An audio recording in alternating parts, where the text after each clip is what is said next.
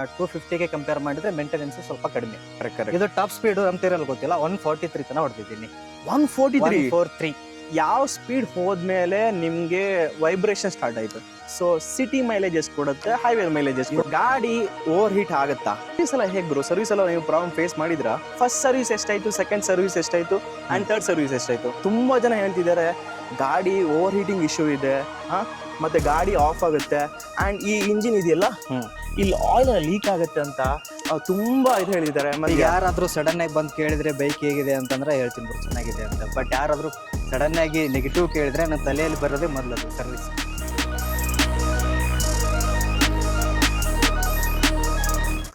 Hi hello ನಮಸ್ಕಾರ ಕರ್ನಾಟಕ. ಯಾರಲ್ಲ 2026 ಎಕ್ಸ್ಪಲ್ಸ್ 210 ತಗೊಳ್ಬೇಕಂತ plan ಇದ್ದರೆ ಈ ವಿಡಿಯೋನ ಎಂಡ್ ತನಕ ನೋಡಿ. ಯಾಕಂದರೆ ಎಕ್ಸ್ಪಲ್ಸ್ ಅಂತ ಬಂದರೆ ಎಲ್ರಿಗೂ ಒಂದು ಕಂಪ್ಲೇಂಟ್ಸೇ ಜಾಸ್ತಿ ಗುರು. ಗಾಡಿ ಇಂಜಿನ್ ಓವರ್ ಹೀಟ್ ಆಗುತ್ತೆ ಆ್ಯಂಡ್ ಆಯಿಲ್ ಎಲ್ಲ ಲೀಕ್ ಆಗುತ್ತೆ, ಗಾಡಿ ಆಟೋಮೆಟಿಕ್ ಬಂದಾಗುತ್ತೆ, ಇನ್ಸ್ಟ್ರೂಮೆಂಟ್ ಕ್ಲಸ್ಟರ್ ಎಲ್ಲ ಏನು ಕಾಣಿಸಲ್ಲ, ಈ ಥರ ತುಂಬ ಕಂಪ್ಲೇಂಟ್ಸ್ ಇದೆ ಎಕ್ಸ್ಪಲ್ಸ್ 210. ಅದಕ್ಕೆ ನಾನು ಎಕ್ಸ್ಪಲ್ಸ್ 210 ಓನರ್ನೇ ಕರ್ಕೊಂಡು ಬಂದಿದ್ದೀನಿ. ಆ್ಯಕ್ಚುಲಿ ಇವ್ರು ತಗೊಂಡಿದ್ದು ಫಸ್ಟ್ ಬ್ಯಾಚಲ್ಲಿ, ಆಯಿತಾ. 1 ಇಯರ್ ಆಯಿತು ಈ ಗಾಡಿ ತಗೊಂಡು. ಇವರು ಫಸ್ಟ್ ಬ್ಯಾಚಲ್ಲಿ ತೊಗೊಂಡಿದ್ರು ಆ್ಯಂಡ್ ಇವರು 11,000 to 12,000 ಆಲ್ರೆಡಿ ಓಡಿಸಿದ್ದಾರೆ ಈ ಗಾಡಿನ. ಸೊ ಇವ್ರಿಗೆ ನನ್ಗಿಂತ ನಮ್ಮೆಲ್ಲರಿಗಿಂತ ಪ್ರಾಪರಾಗಿ ಗೊತ್ತಿರುತ್ತೆ ಏನೆಲ್ಲ ಪ್ರಾಬ್ಲಮ್ ಫೇಸ್ ಮಾಡಿದರು, ಏನೆಲ್ಲ ಇಶ್ಯೂ ಇದೆ ಎಲ್ಲ ಆಯಿತು. ಯಾಕಂದರೆ ಇವರು ಥರ್ಡ್ ಸರ್ವಿಸ್ ಕೂಡ ಆಗಿದೆ. ಸೊ ಇವಾಗೆಲ್ಲ ಪ್ರಾಪರಾಗಿ ಇನ್ಫಾರ್ಮೇಷನ್ ಸಿಗುತ್ತೆ. ಸೊ ಈ ವಿಡಿಯೋನ ಎಂಡ್ ತನಕ ನೋಡಿ, ಯಾಕಂದರೆ ನಿಮಗೆ ಪ್ರಾಪರಾಗಿ ಇನ್ಫಾರ್ಮೇಷನ್ ಸಿಗುತ್ತೆ. ಆ್ಯಂಡ್ ಯಾರೆಲ್ಲ ನನ್ನ ಚಾನಲ್ಗೆ ನ್ಯೂ ಇದ್ದೀರಾ, ನನ್ನ ಫಾಲೋ ಮಾಡೋದು ಇಲ್ಲ ಸಬ್ಸ್ಕ್ರೈಬ್ ಮಾಡೋದನ್ನ ಮಾತ್ರ ಮರಿಬೇಡಿ. So let's start the video guys. So ನೀವು ನೋಡ್ಬೋದು ಇವರೇ ಗುರು. ಥ್ಯಾಂಕ್ಸ್ ಬ್ರೋ ಗುರು, ನಿಮ್ಮ ಟೈಮ್ ಕೊಟ್ಟಿದ್ದಕ್ಕೆ. ನಿಮ್ದು ಆ್ಯಕ್ಚುಲಿ ಹಾನೆಸ್ಟ್ ಒಪಿನಿಯನ್ ಬೇಕಾಯ್ತಾ? ಏನೇ ಪ್ರಾಬ್ಲಮ್ ಫೇಸ್ ಇದ್ರು ಏನೇ ಇದ್ರು ಆಡಿಯನ್ಸ್ ಹೇಳಿ, ಯಾಕಂದ್ರೆ ಇದರಿಂದ ತುಂಬಾ ಹೆಲ್ಪ್ ಆಗುತ್ತೆ ಗುರು. ಯಾಕಂದ್ರೆ ತುಂಬಾ ಜನ ಹೇಳ್ತಿದ್ದಾರೆ ಗಾಡಿ ಓವರ್ ಹೀಟಿಂಗ್ ಇಶ್ಯೂ ಇದೆ, ಮತ್ತೆ ಗಾಡಿ ಆಫ್ ಆಗುತ್ತೆ ಆ್ಯಂಡ್ ಈ ಇಂಜಿನ್ ಇದೆಯಲ್ಲ ಇಲ್ಲಿ ಆಯಿಲ್ ಲೀಕ್ ಆಗುತ್ತೆ ಅಂತ ತುಂಬ ಇದು ಹೇಳಿದ್ದಾರೆ. ಮತ್ತು ಮಳೆಗಾಲದಲ್ಲಿ ನಿಮಗೆ ಈ ಇನ್ಸ್ಟ್ರೂಮೆಂಟ್ ಕ್ಲಸ್ಟರ್ ಇದೆಯಲ್ಲ, ಸೊ ಇದೆಲ್ಲ ಬಂದಾಗುತ್ತೆ, ಗಾಡಿ ಸ್ಟಾರ್ಟ್ ಆಗಲ್ಲ. ಸೊ ತುಂಬ ಕಂಪ್ಲೇಂಟ್ಸ್ ಇದೆ. ಈವನ್ ಮೈಲೇಜ್ ಕೂಡ, ಮೈಲೇಜ್ ಇಂಡಿಕೇಟರ್ಸ್ ಇದೆಯಲ್ಲ ಅದು ಕೂಡ ಫೇಕ್ ಆಗಿ, ಐ ಮೀನ್ ಜಾಸ್ತಿನೇ ಕಾಣಿಸುತ್ತೆ ಇಲ್ಲ ಕಮ್ಮಿನೇ ಕಾಣಿಸುತ್ತೆ, ಆ ಥರ ತುಂಬ ಡೌಟ್ಸ್ ಇದೆ. ಸೊ ಈ ವಿಡಿಯೋದಲ್ಲಿ ಎಲ್ಲ ಹೇಳಿ, ಫಸ್ಟ್ ಸರ್ವಿಸ್ ಎಲ್ಲ ಹೇಗಾಯಿತು, ಸೆಕೆಂಡ್ ಸರ್ವಿಸ್ ಎಲ್ಲ ಹೇಗಾಯಿತು, ನಿಮಗೆ ಏನೆಲ್ಲ ಪ್ರಾಬ್ಲಮ್ ಎಲ್ಲ ಫೇಸ್ ಮಾಡಿದ್ದೀರಾ, ಸೊ ಎಲ್ಲ ಹೇಳಿ. ಸೊ ಫಸ್ಟ್ ಆಫ್ ಆಲ್ ನನಗೆ ಒಂದು ಬಿಗ್ ಕ್ವಶನ್ ಆಯ್ತಾ ಬ್ರೋ. ಸೊ ನನ್ಗೆ ಗೊತ್ತು ನೀವು ತಗೊಳ್ಳುವಾಗ 1 ಇಯರ್ ಮುಂಚೆ ತಗೊಂಡಿದ್ದು RTX 300 ಇರಲಿಲ್ಲ. ಸೊ ಅದಕ್ಕಿಂತ ಮುಂಚೆ ನಿಮಗೆ ತುಂಬ ಆಪ್ಷನ್ ಇತ್ತು ಬ್ರೋ. NX 200 ಇತ್ತು, ಇಲ್ಲ KTM Adventure 250 ಇತ್ತು, ಮತ್ತು ಕವಾಸಾಕಿ ಇದು ಯಾವುದು KLX ಇತ್ತು. ಸೊ ಅದೆಲ್ಲ ಗಾಡಿ ಬಿಟ್ಬಿಟ್ಟು ಆ್ಯಂಡ್ ಈವನ್ ಸುಜುಕಿ V-Storm ಇತ್ತಲ್ಲ ಗುರು, ಆ V-Storm ಎಲ್ಲ ಇತ್ತು, ಅದೆಲ್ಲ ಗಾಡಿ ಬಿಟ್ಟು ಈ ಗಾಡಿ ಯಾಕೆ ತಗೊಂಡ್ರಿ ಇವರು? ಫಸ್ಟ್ ಆಫ್ ಆಲ್ ನಾನು ಬೈಕ್ ತಗೋಬೇಕನ್ಸಿದ್ದು PUC ಇಂದಾನೇ ಸ್ಟಾರ್ಟ್ ಆಗಿತ್ತು ಬ್ರೋ. ಓಕೆ. PUC ಇಂದ ತಗೊಂಡ್ರೆ ಬೈಕು ನನಗೆ ಅವಾಗ ಜಾಸ್ತಿ ಫಸ್ಟ್ ಇಷ್ಟ ಆಗಿದ್ದೆಲ್ಲ NS ಬೈಕ್ಗಳು, ಸ್ಪೋರ್ಟ್ಸ್ ಬೈಕ್ಗಳು ಇಷ್ಟ ಆಗ್ತದೆ. ಫಸ್ಟ್ ಕ್ರೇಜ್ ಅದರಲ್ಲಿತ್ತು. ನಾ ಯಾವಾಗ ಡಿಗ್ರಿ ಬಂದೆ ಲೈಕ್ ಸ್ಟಾರ್ಟ್ ಮಾಡಿದೆ ವಿಡಿಯೋ ನೋಡಕ್ಕೆಲ್ಲ, moto vlogging, like DV typical Kannadiga ಆ ಥರ ಎಲ್ಲ ವಿಡಿಯೋ ಸ್ಟಾರ್ಟ್ ಮಾಡಿದೆ. ನನಗೆ ಅವಾಗ ಜಾಸ್ತಿ ಕ್ರೇಜ್ ಬಂತು ಬೈಕ್ ಮೇಲೆ. ಸೊ ಡಿಸೈಡ್ ಮಾಡಿದೆ ತಗೊಂಡ್ರೆ ಒಂದು ಬೈಕ್ ತಗೋಬೇಕು, ಒಂದು ಗೋಲ್ ಇಟ್ಕೋಬೇಕು ಬೈಕ್ ತಗೋಬೇಕು ಅಂತ. ನಾ ಅವಾಗ ಡಿಸೈಡ್ ಮಾಡಿದ್ದು ಎಕ್ಸ್ಪಲ್ಸ್ 200 ಬಿಕಾಸ್ ನಾವು ಅವಾಗ ಲೈಕ್ 3 to 4 ಇಯರ್ಸ್ ಬ್ಯಾಕ್ ನೋಡಿದ್ರೆ 210 ಇನ್ನೂ ಬಂದಿದ್ದಿಲ್ಲ. ಸೊ 200 ನಾ ತಗೋಬೇಕು ಅಂತ ಪ್ಲಾನ್ ಮಾಡಿದ್ದೆ. ಸೊ ಅವಾಗ ಇನ್ನೂ ಅಷ್ಟು ಫಿನಾನ್ಷಿಯಲಿ ಸ್ಟೇಬಲ್ ಆಗಿದ್ದಿದ್ದಿಲ್ಲ. ಜಾಬ್ ತಗೊಂಡಾದ್ಮೇಲೆ ಆಯ್ತು ಅಂತ ನಾನು ಪೋಸ್ಟ್ಪೋನ್ ಮಾಡಿದ್ದೆ ಬ್ರೋ. ಒಂದ್ಸಲ ಆಮೇಲೆ ಬೆಂಗಳೂರಲ್ಲಿ ಜಾಬ್ ಆಯ್ತು TCS ಅಲ್ಲಿ. ಅವಾಗ ಫಿಕ್ಸ್ ಆಗ್ಬಿಟ್ಟೆ, ಇನ್ನೇನ್ ಜಾಬ್ ಆಯ್ತು, ಎಕ್ಸ್ಪಲ್ಸ್ ಬೇಡ ಅನ್ನೋದ್ರೊಳಗಡೆ ಇನ್ನೇನ್ ನೈಟ್ ರೀಲ್ಸ್ ನೋಡ್ತಾ ಇದ್ದೆ, 210 ವಿಡಿಯೋ ಬಂತು, ಲಾಂಚ್ ಆಗ್ತಾ ಇದೆ ಅಂತ. ಸೊ ಕಂಪೇರ್ ಮಾಡಿದೆ ಎಕ್ಸ್ಪಲ್ಸ್ 200 210 ತಗೊಳ್ಳೋಣ. ಇಷ್ಟು ದಿನನೇ ಕಾಯ್ದಿದ್ದೀನಿ, ಇಷ್ಟು ವರ್ಷಗಳನ್ನೇ ಕಾಯ್ದಿದ್ದೀನಿ. ಕರೆಕ್ಟ್. 210 ತಗೊಂಡ್ಬಿಡೋಣ ಅಲ್ವಾ, ನೀನ್ ಸ್ವಲ್ಪ ಕಾಯ್ದು ಅಂತಂದು ಅದಕ್ಕೆ 1 ಇಯರ್ ಕಾಯ್ದಿದ್ದೀನಿ ಎಕ್ಸ್ಟ್ರಾ. ಈ ಬೈಕ್ ತಗೋಬೇಕಂತ 1 ಇಯರ್ ಕಾಯ್ದಿದ್ದೀರಾ? 1 ಇಯರ್ ಕಾಯ್ದಿದ್ದೀನಿ. ಸೊ ಒಂದು ಡೌಟ್ ಆಯ್ತಾ? ಸೊ ಎಲ್ಲಾ ಟೈಮಲ್ಲೂ ಹೊಸ ಗಾಡಿ ಅಂತ ಬಂದ್ರೆ ನಿಮ್ಗೆ ಆಬ್ವಿಯಸ್ಲಿ ಗೊತ್ತು, ನೀವು ತುಂಬಾ ವಿಡಿಯೋಸ್ ಎಲ್ಲ ನೋಡಿದಿರಾ. ಸೊ ಫಸ್ಟ್ ಬ್ಯಾಚ್ ಅಲ್ಲಿ ಪ್ರಾಬ್ಲಮ್ ಇದ್ದೇ ಇರುತ್ತೆ. ಸೊ ಅಷ್ಟೊಂದು ರಿಸ್ಕ್ ತಗೊಂಡು ಈ ಗಾಡಿನ ಬೈ ಮಾಡಿದೀರಾ. ಸೊ ನೀವು ಅವಾಗ ತಗೊಳ್ಳುವಾಗ ಎಷ್ಟಾಯ್ತು ಬ್ರೋ ಪ್ರೈಸ್? ನಾ ತಗೊಳ್ಳುವಾಗ 2.4 ಇತ್ತು ಬ್ರೋ ಆನ್ ರೋಡ್. 2.4 ಇತ್ತು. 210cc ಗೆ 2.4 ಕೊಟ್ಟು ತಗೊಂಡಿದ್ವಿ. 2.4 ಲ್ಯಾಕ್ಗೆ ಆನ್ ರೋಡ್ ಇತ್ತು. ಸೊ ಆವಾಗ ಐ ಥಿಂಕ್ ಇವಾಗ GST ಬಂದು 20,000 ರಿಡಕ್ಷನ್ ಆಯ್ತು. ಬ್ರೋ ಅದು ಎಷ್ಟು ಮಂತ್ ಆದ್ಮೇಲೆ ನೀವು ತಗೊಂಡಾದ್ಮೇಲೆ ಎಷ್ಟು ಮಂತ್ ಆದ್ಮೇಲೆ ರಿಡಕ್ಷನ್ ಆಯ್ತು? ಆಲ್ಮೋಸ್ಟ್ ಒಂದು 6 to 7 months ಬ್ರೋ. ಓ, ಹಾಗಾದ್ರೆ ನಿಮ್ಗೆ ಐಡಿಯಾ ಇರ್ಲಿಲ್ಲ.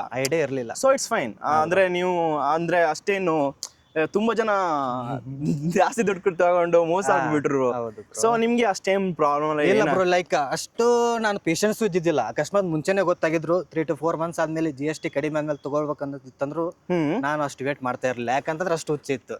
ಯಾಕಂದ್ರೆ ನಾನು ಬೈಕ್ ತಗೊಂಡಿದ್ದು ಜೂನ್ ಅಲ್ಲಿ, ನಾನು ಬುಕ್ ಮಾಡಿದ್ದು ಏಪ್ರಿಲ್ ಅಲ್ಲಿ. ಬುಕ್ ಮಾಡಿದ್ರು ಜೂನ್ ಅಲ್ಲಿ ಬೈಕ್ ಡೆಲಿವರಿ ಕೊಡೋಕೆ ಅವ್ರಿಗೆ ಏನು ಹಿಂದೆ ಮುಂದೆ ನೋಡ್ತಿದ್ರು. ಯಾಕಂದ್ರೆ ಫಸ್ಟ್ ಬ್ಯಾಚ್ ಅಲ್ವಾ, ತುಂಬಾ ಕ್ರೇಜ್ ಇತ್ತು ಎಕ್ಸ್ಪಲ್ಸ್ 210. ಸೊ ಹಂಗಾಗಿ 15 days ಅವರು ಬಹಳ ಕಾಯಿಸಿದ್ರು, ಕೊಡ್ತೀನಿ ನಾಳೆ ಕೊಡ್ತೀನಿ ಇವತ್ತು ಕೊಡ್ತೀನಿ ಅಂತ. ಹಂಗಾಗಿ ವೇಟ್ ಮಾಡಿ ಇಲ್ಲೇ ಬೆಂಗಳೂರು ಸಿಂಗ್ಸಾಂಧ್ರದಲ್ಲಿ ಲಾಸ್ಟಿಗೆ ಫೈನಲ್ ಆಗಿ ನಾನು ಮತ್ತು ನನ್ನ friend at a time 2 delivery ತಗೊಂಡ್ವಿ ಎಕ್ಸ್ಪಲ್ಸ್. ನಾನು ನೋಡಿದೆ, ನಿಮ್ಮ ವಿಡಿಯೋ ನೋಡಿದೆ ಆಕ್ಚುಲಿ. ಜಾಸ್ತಿನೇ ಒಳ್ಳೆ ರೀಚ್ ಆಯ್ತು. ಸೊ ಎಕ್ಸ್ಪಲ್ಸ್ 210. ಸೊ ನಿಮ್ ಆಲ್ರೆಡಿ ಮೈಂಡ್ ಅಲ್ಲಿ ಸೆಟ್ ಮಾಡಿಬಿಟ್ಟಿದ್ರೆ ಎಕ್ಸ್ಪಲ್ಸ್ ತಗೊಂಡ್ರೆ ಎಕ್ಸ್ಪಲ್ಸ್ 210 ತಗೊಳ್ಬೇಕು. ಸೊ ಇದಕ್ಕಿಂತ ತಗೊಳ್ಳೋಕ್ಕಿಂತ ಮುಂಚೆ ಯಾವ್ದಾದ್ರು ಗಾಡಿನ ಟೆಸ್ಟ್ ಡ್ರೈವ್ ಮಾಡಿದೀರಾ? ಲೈಕ್ ಬೇರೆ ಬೈಕ್ಸಾ? ಬೇರೆ ಬೈಕ್ಸ್ ಬ್ರೋ ಮಾಡಿದ್ದೀನಿ. ಅಂದ್ರೆ ಲೈಕ್ ನಮ್ಮ ಫ್ರೆಂಡ್ಸ್ ಎಲ್ಲ ಬೈಕ್ ಇರುತ್ತಲ್ಲ, ಆಮೇಲೆ ನಾನು ಫಿಕ್ಸ್ ಆಗಿದ್ದೆ ಬ್ರೋ ತಗೊಂಡ್ರೆ ADV ಬೈಕ್. ಬಟ್ ನಮ್ಮ ಇಂಡಿಯನ್ ರೋಡ್ಸಿಗೆ ADV ಬೈಕ್ಸ್ ಸೆಟ್ ಆಗತ್ತಾರ, ಯಾವ ಬೈಕು ಸೆಟ್ ಆಗಲ್ಲ. Correct, exactly. ಹಂಗಾಗಿ ನಾವು ಫಿಕ್ಸ್ ಆಗಿದ್ದೆ ತಗೊಂಡ್ರೆ ADV ಬೈಕ್ ತಗೋಬೇಕು ಅಂತ. ಸೊ ಅವಾಗ ನಾನು ಸರ್ಚ್ ಮಾಡುವಾಗ ಎಕ್ಸ್ಪಲ್ಸ್ ಒಂದಿತ್ತು, ಆಮೇಲೆ ವಿಸ್ಟ್ರೋಮ್ ಇತ್ತು. ವಿಸ್ಟ್ರೋಮ್ ಸುಜುಕಿ ಕಂಪ್ನಿ ಆಗುತ್ತೆ. ಹೀರೋದವ್ರದ್ದು ಲೈಕ್ ಈ ಮಿಡಲ್ ಕ್ಲಾಸ್ ಥಿಂಕಿಂಗ್ ಅಂತಾರಲ್ಲ, ತಗೊಳ್ಳೋದು ಮುಖ್ಯ ಅಲ್ಲ, ತಗೊಂಡಾದ್ಮೇಲೆ ಮೇಂಟೆನೆನ್ಸ್ ಮಾಡೋದು ಮುಖ್ಯ. ಎಕ್ಸಾಕ್ಟ್ಲಿ ಬ್ರೋ, ಅದು ಮೇನ್ ಇಂಪಾರ್ಟೆಂಟ್. ಸೊ ಅದನ್ನ ನೋಡ್ಕೊಂಡ್ರೆ ಆಮೇಲೆ ವಿಸ್ಟ್ರೋಮ್ 250ಗೆ ಕಂಪೇರ್ ಮಾಡಿದ್ರೆ ಮೇಂಟೆನೆನ್ಸ್ ಸ್ವಲ್ಪ ಕಡಿಮೆ ಆಗುತ್ತೆ. Okay okay okay. ಮೇಂಟೆನೆನ್ಸ್ ಸ್ವಲ್ಪ ಕಡಿಮೆ ಆಗುತ್ತೆ. ನೀವು ಓಡಿಸಿದ್ದೀರಾ? ನೀವು ಆ ಗಾಡಿ ಓಡಿಸಿದ್ದೀರಾ? ಮತ್ತೆ ಇದು KTM Adventure 250 ಓಡಿಸಿದ್ದೀನಿ. ಸೊ ಯಾಕೆ ವೇಟ್ ಗಾಡಿನ ಓಡಿಸ್ಬಿಟ್ಟು KLX ಓಡಿಸಿಲ್ಲಲ್ಲ? KLX ಓಡಿಸಿ. ಓಕೆ, ಅದು ಸ್ವಲ್ಪ ಕಷ್ಟ, ಸಿಗೋ ಕಷ್ಟ. ಬಟ್ ಆ 8 ಗಾಡಿ ಓಡಿಸ್ಬಿಟ್ಟು ನಿಮ್ಗೆ ಯಾಕೆ ಇದೇ ಗಾಡಿ ತಗೊಳ್ಬೇಕಂತ ನೀವು ಡಿಸೈಡ್ ಮಾಡಿದ್ರಿ? First of all bro on road price 3 ಬೈಕಿಗೆ ಕಂಪೇರ್ ಮಾಡಿದ್ರೆ ಕಡಿಮೆ ಇರೋದು ಅಂತಂದ್ರೆ ಇದೊಂದೇ. ಓಕೆ. ಆಮೇಲೆ ಮೇಂಟೆನೆನ್ಸ್ ಚಾರ್ಜ್. Okay okay. ಆಮೇಲೆ ಹೀರೋ ಕಂಪ್ನಿ ಆ ತರ ಹೊಗಳ್ತಾ ಇಲ್ಲ, ಬಟ್ ನಮ್ದು ಇಂಡಿಯನ್ ಬೈಕ್ ಆ ಸೆಂಟಿಮೆಂಟ್ ಇದೆ, ಸೆಂಟಿಮೆಂಟ್ ಒಂದು. ಆಮೇಲೆ ನನ್ನ ಹೈಟಿಗೆ ಆಮೇಲೆ ಈ ಗಾಡಿ ಲುಕ್ಕಿಗೆ ಸೆಟ್ ಆಗುತ್ತೆ ಅಂತ, ಅದೊಂದು ಮೇನ್ ಥಿಂಗ್. Okay okay. ಆಮೇಲೆ ಆಫ್ ರೋಡ್ ಆ 3 ಬೈಕ್ ಕಂಪೇರ್ ಮಾಡಿದ್ರೆ, ಆ 2 ಬೈಕ್ ಮತ್ತೆ ಈ ಬೈಕಿಗೆ ಕಂಪೇರ್ ಮಾಡಿದ್ರೆ ಆಫ್ ರೋಡ್ ಈ ತರ ಆ 2 ಗಾಡಿನೂ ಆಗಲ್ಲ. Okay okay. Hard core off road ಮಾಡ್ಬೇಕಂತಂದ್ರೆ ಇದೆ. ಆಮೇಲೆ ಇದು 24 BHP ಆಗುತ್ತೆ bro. Exactly. So off road ಮಾಡ್ಕೋಬಹುದು ಆರಾಮಾಗಿ. ಹೈವೇಲಿ ಹೋಗ್ಬೇಕಂತಂದ್ರೂ ಆರಾಮಾಗಿ ಕ್ರೂಸ್ ಮಾಡ್ಕೋಬಹುದು, ಅದೇನು ಕಿರಿಕಿರಿ ಇಲ್ಲ. ನಾವು 200ಗೆ ಕಂಪೇರ್ ಮಾಡಿದ್ರೆ ಅದ್ರಲ್ಲಿ ಪವರ್ ಇರ್ಲಿಲ್ಲ ಅಷ್ಟು. ಅದು ಓನ್ಲಿ 18 BHP ಇತ್ತು. ಅದು ಹೈವೇಲಿ 100 ದಾಟ್ಬೇಕಂತಂದ್ರೆ ಆಗಿರೋದು ಬೈಕ್ ವೈಬ್ರೇಷನ್. ಸೊ ಇದನ್ನೆಲ್ಲ ಸ್ಪೆಸಿಫಿಕೇಶನ್ಸ್ ಎಲ್ಲ ನೋಡ್ಕೊಂಡ್ಮೇಲೆ ಇದು 24 BHP ಕೊಟ್ರು ಅವರು. Correct correct correct. ಇದು ಟಾಪ್ ಸ್ಪೀಡ್ ನಮ್ ತಿರಲ್ ಗೊತ್ತಿಲ್ಲ 143 ತನ ಹೊಡೆದಿದ್ದೀನಿ. 143 ಟಾಪ್ ಸ್ಪೀಡ್ ಹೈವೇದಲ್ಲಿ.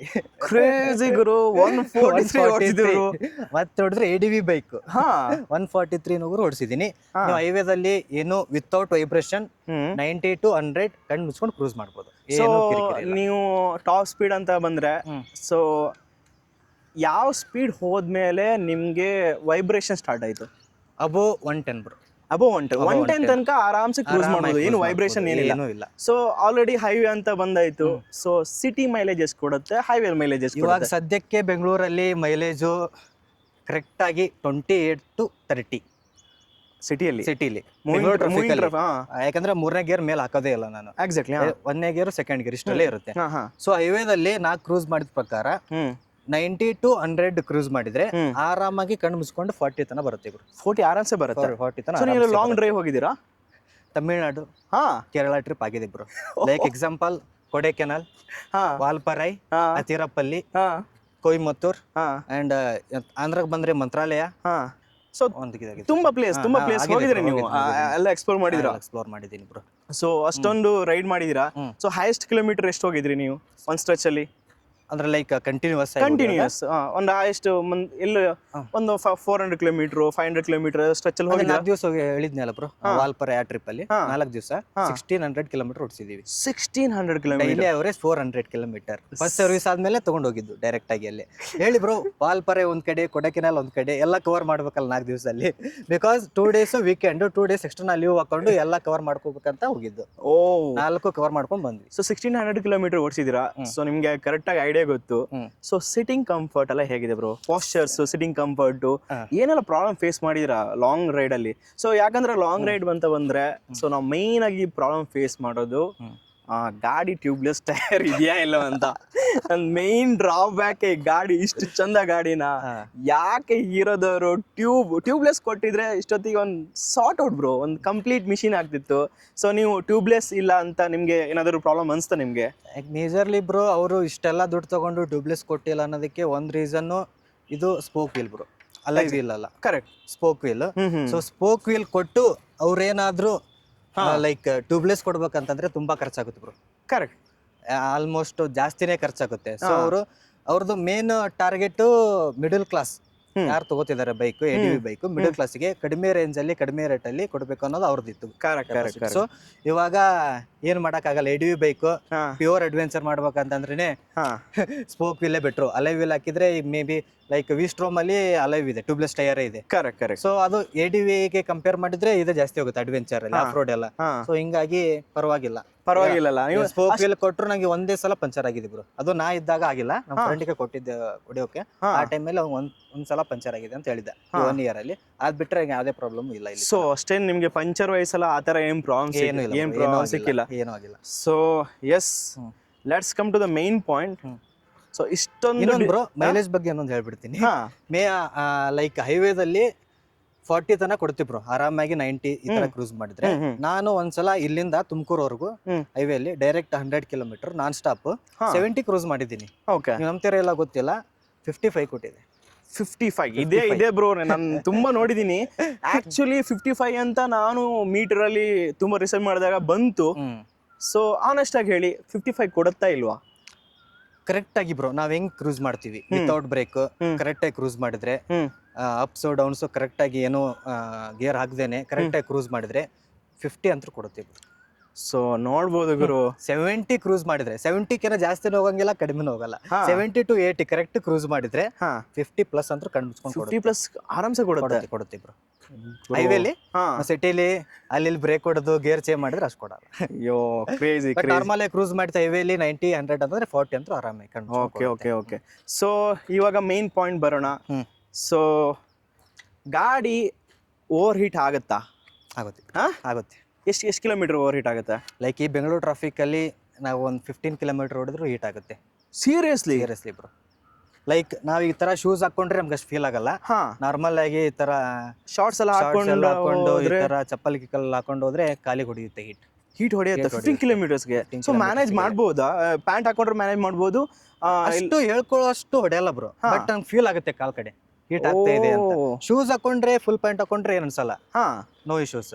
ಶಾರ್ಟ್ಸ್ ಚಪ್ಪಲ್ ಈ ತರ ಹಾಕೊಂಡ್ರೆ ಸ್ವಲ್ಪ ಫೀಲ್ ಆಗುತ್ತೆ. ಸೊ ಮ್ಯಾನೇಜಬಲ್, ಪರವಾಗಿಲ್ಲ. ಯಾಕಂತಂದ್ರೆ ಕಂಟಿನ್ಯೂ ಇಲ್ಲೇ ಹೊಡಿತೀನಿ, ಟ್ರಾಫಿಕ್ ಅಲ್ಲೇ ಹೊಡಿತೀನಿ ಅಂತಂದ್ರೆ ಹೀಟ್ ಆಗುತ್ತೆ. ಅದೇ ನೀವು ಹೈವೇಲ್ ತಗೊಂಡೋಗಿ ಕ್ರೂಸ್ ಮಾಡ್ತೀನಿ ಅಂತಂದ್ರೆ ಯಾಕೆ 6ನೇ ಗೇರ್ ಅಲ್ಲಿ ಇರುತ್ತೆ. ಸೊ ಗಾಡಿ ಸ್ಟ್ರೆಸ್ ಏನೋ ತಗೊಳಲ್ಲ. ಅವಾಗ ಅಷ್ಟೇನು ಇಶ್ಯೂಸ್ ಬಂದಿಲ್ಲ ನಂಗೆ. ಸೊ ಟ್ರಾಫಿಕ್ ಅಲ್ಲೆಲ್ಲ ಗಾಡಿ ಓಡ್ಸೋಕೆ ಹೇಗಾಗುತ್ತೆ? ಸ್ವಲ್ಪ ವೀಲ್ ಬೇಸ್ ಜಾಸ್ತಿ ಇದೆ ಗಾಡಿದು, ಸೊ ಕಷ್ಟ ಆಗುತ್ತೆ. ಟರ್ನಿಂಗ್ ರೇಡಿಯಸ್ ಟರ್ನ್ ಮಾಡೋಕೆ ಸ್ವಲ್ಪ ಕಷ್ಟ ಆಗುತ್ತೆ ಬ್ರೋ. ಯಾಕಂದ್ರೆ ಚಿಕ್ಕ ರೋಡ್ ಅಂತಂದ್ರೆ ಬೇರೆ ಗಾಡಿ ಎಲ್ಲ ಬೇಗನೆ ಬಳಸ್ಕೊಬರ್ಬೋದು, ಬಟ್ ಇದು ಸ್ವಲ್ಪ ಕಷ್ಟ ಆಗುತ್ತೆ. ಬಟ್ ಮ್ಯಾನೇಜಬಲ್, ಅಷ್ಟೊಂದೇನು ವೇಟ್ ಇಲ್ಲ. 168 ನೆಟ್ ವೇಟ್ ಇದೆ, ಮ್ಯಾನೇಜಬಲ್ ಮಾಡ್ಕೋಬಹುದು. ಓಕೆ. ಸೆಕೆಂಡ್ ನನ್ಗೆ ಇನ್ನೊಂದು ಕ್ವಶನ್ ಅಂದ್ರೆ, ಸೊ ಗಾಡಿ ಇಲ್ಲಿ ಆಯಿಲ್ ಲೀಕ್ ಆಗುತ್ತೆ ಅಂತ ಸ್ವಲ್ಪ ಜನ ಹೇಳಿದ್ರು. ಎಕ್ಸಾಕ್ಟ್ಲಿ ಬ್ರೋ, ನಮ್ದು ಫಸ್ಟ್ ಬ್ಯಾಚ್ ಅದು ಎಲ್ಲ ಸ್ಟಾರ್ಟ್ ಆಗಿದ್ದು ಅಂದ್ರೆ ಡೆಲಿವರಿ ಕೂಡ ಸ್ಟಾರ್ಟ್ ಮಾಡಿದ್ದು ಮೇ ಎಂಡ್ ಅಲ್ಲಿ. ನಾ ಜೂನ್ 2nd ವೀಕ್ ಅಲ್ಲಿ ತಗೊಂಡಿದ್ದು ಫಸ್ಟ್ ಬ್ಯಾಚ್ ನಮ್ದು ಇದು. ಬನ್ನಿ ಬ್ರೋ ಈ ಕಡೆ ಹೇಳ್ತೀನಿ. ಓಕೆ. ಸೊ ನಂದು ಇವಾಗ 3rd ಸರ್ವಿಸ್ ಅಲ್ಲಿ ಎಲ್ಲ ಚೇಂಜ್ ಆಗಿದೆ ಬ್ರೋ. ಇವಾಗ ಏನ್ ಲೀಕೇಜ್ ಇಲ್ಲ, ಒಂದು ಡ್ರಾಪ್ ಬೀಳ್ತಾ ಇಲ್ಲ ಲೀಕೇಜ್. ಬಿಫೋರ್ ನನಗೆ ಈ ಪ್ಲೇಸ್ ಅಲ್ಲಿ ಈ ಪ್ಲೇಸ್ ಅಲ್ಲಿ ಆಯಿಲ್ ಡ್ರಾಪ್ ಆಗ್ತಿತ್ತು ಬ್ರೋ, ಈ ಪ್ಲೇಸ್ ಅಲ್ಲಿ. ಮತ್ತೆ ಈ ಕಡೆ ಇಂಜಿನ್ ಹೆಡ್ ಅಲ್ಲಿ ಇಲ್ಲಿ ಪೂರ್ತಿ ಕಾಣ್ಬೋದು ಬ್ರೋ. ಒಂದ್ ಸ್ವಲ್ಪ ಹಿಂಗೆ ಬೈಕ್ ಹೊಡ್ಕೊಂಡ್ ಬಂದ್ರೆ ಕರೆಕ್ಟ್ ಆಗಿ ಕಾಣ್ಬೋದಾಗಿತ್ತು. ನಾವು ಇಲ್ಲೇ ಡ್ರಾಪ್ ಆಗ್ತಾ ಇರೋದು ಇದು ಕಾಣ್ತಾ ಇತ್ತು. So after 3rd service correct ಆಯ್ತಾ? ಬ್ರೋ, ಲೈಕ್ ಫಸ್ಟ್ ಸರ್ವಿಸ್ ಆದ್ಮೇಲೆ ಇಷ್ಟು ಸ್ಟಾರ್ಟ್ ಆಗಿತ್ತು. ಸೊ 2nd ಸರ್ವಿಸ್ ಅಲ್ಲಿ ಹೇಳಿ ಮಾಡ್ಸಿದ್ರೆ ಆಯ್ತು ಅಂತ ನಾವು ಸಿಂಗ್ಸಂದ್ರ ಪ್ರೀಮಿಯರ್ ಶೋರೂಮ್ ಅಲ್ಲಿ ಹೋಗಿದ್ವಿ. ಸೊ ಅವ್ರಿಗೆಲ್ಲ ಇಶ್ಯೂಸ್ ಎಲ್ಲ ಹೇಳಿದ್ವಿ. ಅವಾಗ ಸರಿ ಮಾಡ್ಕೊಡ್ತೀನಿ ಅಂತೆಲ್ಲ ಹೇಳಿದ್ರು ಬ್ರೋ. ಅವಾಗ ಅವರು ಇಲ್ಲೇನಿದೆ ಬ್ರೋ ವಾಟರ್ ಪಂಪ್, ಇದು ಈ ಪೋಸ್ಟರ್ ನ ಚೇಂಜ್ ಮಾಡಿಕೊಟ್ರು. ಓಕೆ. ಆಮೇಲೆ ಇಲ್ಲೇನ್ ಸೋರ್ತಿತ್ತಲ್ಲ ಬ್ರೋ ಲೀಕೇಜ್, ಅದು ಆಕ್ಚುಲಿ ಎಲ್ಲರೂ ಆಯಿಲ್ ಲೀಕೇಜ್ ಅಂತಾರೆ, ಬಟ್ ಅದು ಲಿಕ್ವಿಡ್ ಕೂಲೆಂಟ್ ಇಂದ ಅದು ಆಕ್ಚುಲಿ ಲೀಕ್ ಆಗ್ತಾ ಇತ್ತು ಕೂಲೆಂಟ್ ಇಂದ. ಸೊ ಹಂಗಾಗಿ ಜಾಸ್ತಿ ಹೀಟ್ ಇಶ್ಯೂ ಬರ್ತಾ ಇತ್ತು. ಓಕೆ ಆಯಿಲ್ ಲೀಕೇಜ್ ಅಲ್ಲ, coolant issue. Okay, coolant issue, not oil leakage. Oil leakage ಅಲ್ಲ. ಸೊ ನೋಡ್ಬೋದು, ಇದು ಆಕ್ಚುಲಿ ಆಯಿಲ್ ಲೀಕೇಜ್ ಅಲ್ಲ, ಇದು coolant actually problem. Coolant actually leak ಆಗಿರೋದು.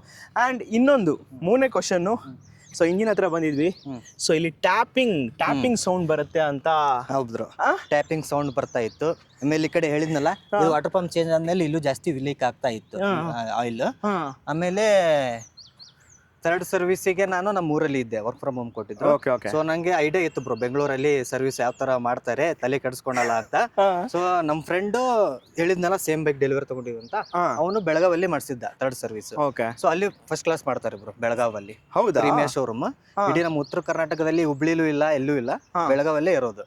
ಸೊ ಸರ್ವಿಸ್ ಅಂತ ಹೇಳಿದ್ರಿ, ಸೊ ನಾರ್ಮಲ್ ಪ್ರೀಮಿಯರ್ ಬಿಟ್ಟು ಬೇರೆ ಶೋರೂಮ್ ಅಲ್ಲಿ ಮಾಡಲ್ವಾ? ಇಲ್ಲ ಬ್ರೋ, ಮಾಡಲ್ಲ. ಸೊ ಪ್ರೀಮಿಯದಲ್ಲೇ ಮಾಡ್ತಾರೆ. ಯುರೋದಲ್ಲಿ ಬಹಳ ರೇರ್ ಬ್ರೋ, ತಗೋತಾರೆ ಅಷ್ಟೇ, ಆಯಿಲ್ ಚೇಂಜ್ ಮಾಡಿ ಕೊಡ್ತಾರೆ. ಅಡಿಷನಲ್ ಅವ್ರು ಏನೇನಿದೆ ನೋಡಿ ಅವ್ರು ಏನು ಮಾಡ್ಕೊಡಲ್ಲ. ಮಾಡಿಸ್ಬೇಕಂತಂದ್ರೆ ಪ್ರೀಮಿಯದಲ್ಲಿ ಮಾಡಿದ್ರೆ ಬೆಟರ್. ಹೌದಾ? ಮತ್ತೆ ಸರ್ವಿಸ್ ಎಲ್ಲ ಹೇಗ್ ಬ್ರೋ? ಸರ್ವಿಸ್ ಎಲ್ಲ ನೀವು ಪ್ರಾಬ್ಲಮ್ ಫೇಸ್ ಮಾಡಿದ್ರಾ? ಕಂಪ್ನಿಯವರು ಬೇಗ ಮಾಡ್ಕೊಡ್ತಾರೆ, ಇಲ್ಲ ನೆಕ್ಸ್ಟ್ ದಿನ ಬನ್ನಿ, ಇನ್ನೊಂದು ನೆಕ್ಸ್ಟ್ ದಿನ ಬನ್ನಿ, ಅದು ಪ್ರಾಬ್ಲಮ್ ಆಯ್ತು, ಇದು ಪ್ರಾಬ್ಲಮ್ ಆಯ್ತು, ಆ ತರ ಸ್ವಲ್ಪ ಪ್ರಾಬ್ಲಮ್? ಯಾರಾದ್ರೂ ಸಡನ್ ಆಗಿ ಬಂದು ಕೇಳಿದ್ರೆ ಬೈಕ್ ಹೇಗಿದೆ ಅಂತಂದ್ರೆ ಹೇಳ್ತೀನಿ ಬ್ರೋ ಚೆನ್ನಾಗಿದೆ ಅಂತ. ಬಟ್ ಯಾರಾದ್ರೂ ಸಡನ್ ಆಗಿ ನೆಗೆಟಿವ್ ಕೇಳಿದ್ರೆ ನನ್ನ ತಲೆಯಲ್ಲಿ ಬರೋದೇ ಮೊದಲದು ಸರ್ವಿಸ್ ಇರೋದರ ಸರ್ವಿಸ್.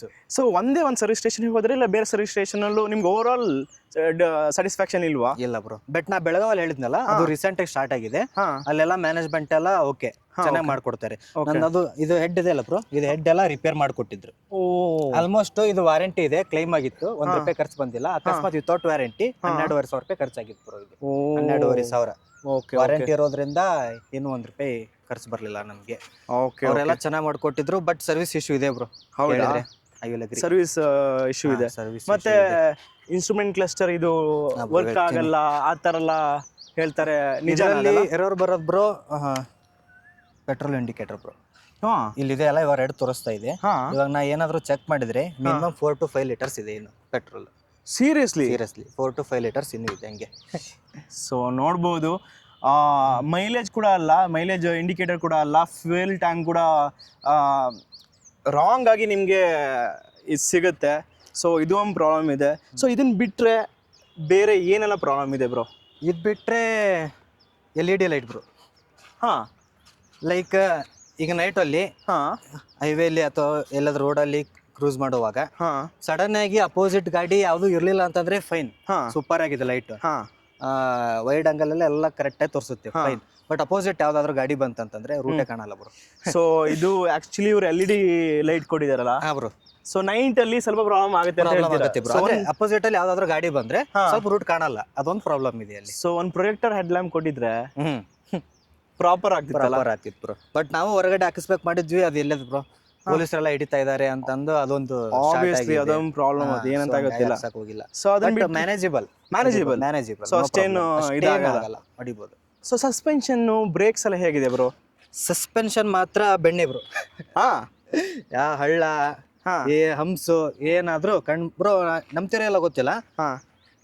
ಡಬಲ್ ಸೀಟ್ ಟ್ರಿಪ್ಪಲ್ಲಿ ಓದುವಾಗ ನನ್ನ ಬೈಕ್ ಜೊತೆ ನಾರ್ಮಲ್ ಆಗಿ ಬೇರೆ ಬೈಕು ಬರ್ತಿತ್ತು. ಸೊ ನನ್ನ ಬೈಕು ಹಂಸ್ ಬಂತಂದ್ರೂ ಹಂಸು 80 to 90 ಸ್ಪೀಡಲ್ಲಿ ಹಾರಿಸಿದ್ದೀನಿ ನಿಂತ್ಕೊಂಡು. ಸೊ ಸಸ್ಪೆನ್ಷನ್ ಮಾತ್ರ 2 ಮಾತಿಲ್ಲ, ಕುದುರೆ. ಈಗ ನೀವು ಸ್ವಲ್ಪ ಜಾಸ್ತಿ ಹಿಂಗ್ ಹೋಗಿದ್ರೆ ಕೆಳಗಡೆನೆ ಹೋಗುತ್ತೆ, ಆ ತರ ಇದೆ ಸಸ್ಪೆನ್ಷನ್. ಚೆನ್ನಾಗಿದೆ ಸಸ್ಪೆನ್ಷನ್. ಸೊ ಟ್ಯೂನಿಂಗ್ ಕೂಡ ಮಾಡಬಹುದಲ್ಲ ಸಸ್ಪೆನ್ಷನ್? ಹಾರ್ಡ್ ಸ್ಟಿಫ್ ನಮ್ಮ ಪ್ರಕಾರ ನಮ್ಗೆ ಹೇಗೆ ಅನ್ಸ್ತೋ ಆ ತರ ಪ್ರಕಾರ ಮಾಡ್ಕೋಬಹುದು. ಸೊ ನೀವು ಹೇಳಿದ್ರು ಬ್ರೋ, ನಿಮ್ ಫ್ರೆಂಡ್ ಆಕ್ಚುಲಿ ಗಾಡಿ ತಕೊಂಡ್ರು ರೀಸೆಂಟ್ಲಿ 2 ಮಂತ್ ಆಯ್ತು. ಇವ್ರು ನಿಮ್ ಫಸ್ಟ್ ಬ್ಯಾಚ್ ಆಲ್ರೆಡಿ ಪ್ರಾಬ್ಲಮ್ ಇದ್ದೇ ಇದೆ ಆಯ್ತಾ? ಸೊ ಸೆಕೆಂಡ್ ಬ್ಯಾಚ್ ಅಲ್ಲೂ ನೀವು ಏನ್ ಪ್ರಾಬ್ಲಮ್ ಫೇಸ್ ಮಾಡಿದ್ರಿ? ಸೊ ಅವರು ಅದನ್ನ ಫೇಸ್ ಮಾಡಿದ್ರಾ? ಆಕ್ಚುಲಿ ಅವನು ಕಾಲ್ ಮಾಡಿ ನಂಗೆ ಕೇಳಿದೆ ಬ್ರೋ, ಆನೆಸ್ಟ್ ರಿವ್ಯೂ ಕೇಳಕ್ಕೆ, ತಗೊಂಡಿದ್ರ ಆಲ್ರೆಡಿ ಹೇಗಿದೆ ಅಂತ. ನಾ ಹೇಳಿದೆ ಫಸ್ಟ್ ಬ್ಯಾಚ್ ಅಲ್ಲಿ ಪ್ರಾಬ್ಲಮ್ ಇದೆ, ನಾ ಒಪ್ಕೋತೀನಿ, ಲೀಕೇಜ್ ಇತ್ತಲ್ವಾ. ಸೊ ಅದನ್ನ ಹೇಳಿದೆ. ಇವಾಗ ಏನ್ ರೀಸೆಂಟ್ ಆಗಿ ಬರ್ತಿದೆ ಅಲ್ಲ ಬೈಕ್ಸ್, ನೋ ಪ್ರಾಬ್ಲಮ್ ಬ್ರೋ, ಕಣ್ಣು ಮುಚ್ಕೊಂಡು ತಗೋಬಹುದು. ಅಷ್ಟು ಎಲ್ಲ ಏನ್ ಪ್ರಾಬ್ಲಮ್ ಇದೆ ಅದೆಲ್ಲ ರೆಕ್ಟಿಫೈ ಮಾಡಿದಾರಾ? ಇಲ್ಲ ಏನಾದ್ರು ಲೀಕೇಜ್ ಒಂದು ಮಾಡಿದ್ದಾರೆ ಬ್ರೋ. ಲೀಕೇಜ್ ಇನ್ನೂ ಇದೆ? ಇದು ರೀಸೆಂಟ್ ಆಗಿ ಬರೋ ಬೈಕಲ್ಲಿ ಇಲ್ಲ. ರೀಸೆಂಟ್ ಬೈಕಲ್ಲಿ ರೀಸೆಂಟ್ ಆಗಿ ಬರೋ ಬೈಕ್. ನೀವು ಏನೆಲ್ಲ ಪ್ರಾಬ್ಲಮ್ ಹೇಳಿದ್ರಿ ಇವಾಗ, ಅದೆಲ್ಲ ಪ್ರಾಬ್ಲಮ್ ಅವ್ರು ಹೀರೋದವರು ಸರಿ ಮಾಡಿದ್ರಾ? ಅಂದ್ರೆ ಈ ರೀಸೆಂಟ್ ಬೈಕಲ್ಲಿ ಕೇಳ್ತಿದ್ದೀರಾ? ರೀಸೆಂಟ್ ಬೈಕಲ್ಲಿ ಲೀಕೇಜ್ ಇಲ್ಲ ಬ್ರೋ, ಇಶ್ಯೂ ಹೀಟಿಂಗ್ ಇಶ್ಯೂ ಕಡಿಮೆ ಆಗಿದೆ. ಕಡಿಮೆ ಆಗಿದೆ. ಸೊ ನೀವು ಹೇಳ್ತಾ ಇರೋದು ಹೀರೋ ಏನೆಲ್ಲ ಕಸ್ಟಮರ್ಸ್ ಪ್ರಾಬ್ಲಮ್ಸ್ ಇದೆ, ಸೊ ಅದನ್ನ ಇಂಪ್ರೂವೈಸ್ ಮಾಡ್ತಾ ಇದ್ದಾರೆ ಅಂತ ನೀವು ಹೇಳ್ತಾ ಇದ್ದೀರಾ. ಬ್ರೋ ಮಾಡ್ತಾ ಇದ್ದಾರೆ. ಸೊ ಒಂದು ಫೈನಲ್ ಅದ್ರ ಬಿಟ್ಟು ನಿಮ್ಗೆ ಬೇರೆ ಏನಾದ್ರು ಹೇಳ್ಬೇಕಾ ಈ ಗಾಡಿ ಬಗ್ಗೆ? ಯಾರಾದ್ರೂ ಪ್ರಾಪರ್ ಆಗಿ ADV ಬೈಕ್ ತಗೋಬೇಕನ್ನೋರ್ಗೆ, ಜಾಸ್ತಿ ಆಫ್ ರೋಡ್ ರೂಟ್ ಮ್ಯಾಟ್ರೇ ಆಗಲ್ಲ ತಗೋಬೇಕು ಅಂತ ಅನ್ನೋರಿಗೆ ಕಣ್ ಮುಚ್ಕೊಂಡು ತಗೊಳ್ಳಿ ಬ್ರೋ, ನೋ ಪ್ರಾಬ್ಲಮ್. ಹೌದಾ? ಕಣ್ ಮುಚ್ಕೊಂಡು ತಗೊಳ್ಳಿ. ಯಾಕಂದ್ರೆ ನಾ ಫಸ್ಟ್ ಬ್ಯಾಚ್ ಅಲ್ಲಿ ತಗೊಂಡಿದ್ದು ಪ್ರಾಬ್ಲಮ್ಸ್ ನ ಒಂದಿಷ್ಟು ಫೇಸ್ ಮಾಡಿದೀನಿ, ಬಟ್ ಇವಾಗ ಅಷ್ಟು ಪ್ರಾಬ್ಲಮ್ ಕಾಣಲ್ಲ. ಸೌಂಡ್ ಎಕ್ಸಾಸ್ಟ್ ಸೌಂಡ್ ಬ್ರೋ ತೋರಿಸ್ತಾರೆ ನಿಮ್ಗೆ. ಮೇನ್ ಅಟ್ರಾಕ್ಟಿವ್ ಅಂತಂದ್ರೆ ಇದೆ ಎಕ್ಸಾಸ್ಟ್ ಸೌಂಡ್. Okay okay.